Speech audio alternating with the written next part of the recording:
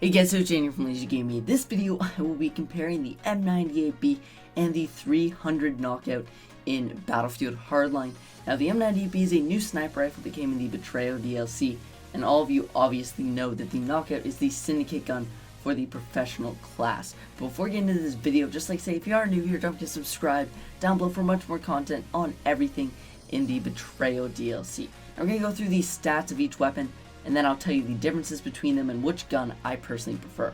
So the M98B does 100 max damage out until 50 meters and 51 minimum damage at 125 meters, giving this weapon an absolutely insanely high damage and an amazing drop off.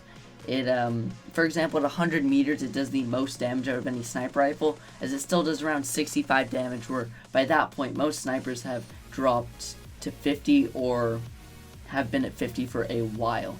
Now, the M90B does have the slowest fire rate at 27 rounds per minute, which is really a downside of this weapon. It has a 480 meters per second muzzle velocity, which is slightly below average for the class, a reload of 3.2, and an empty reload of 4.5, and a magazine size of 11. Now, the 300 knockout has 100 max damage out until 50 meters and 50 minimum damage at 80 meters, giving it a pretty fast drop off.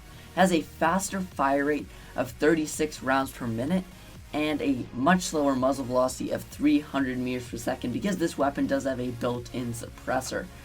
Now, it has the same reload at 3.2 and 4.5, but it does have a smaller magazine of 6 rounds. Now, basically the main thing you're trading off with these weapons is the knockout is definitely a more close quarters weapon, because the fire rate is 33% faster, which is very significant. The M98B is a bit more of a long-range sniper rifle because of the better drop-off, faster muzzle velocity, and by the way, the M90B has a 9.1 meters divided by second squared bullet drop, whereas the knockout has a 15 meters per second squared bullet drop, meaning that the knockout has significantly more bullet drop. And ultimately, I just prefer the M98B because while you can do well in close quarters, just in extreme close quarters if you need to, because you can get that one-hit kill. And not to mention the fact that the M98B has built-in magnum rounds, which means that you'll do insane damage to vehicles and penetrate armored insert, which is absolutely awesome. Whereas the only benefit of the knockout is the faster rate of fire.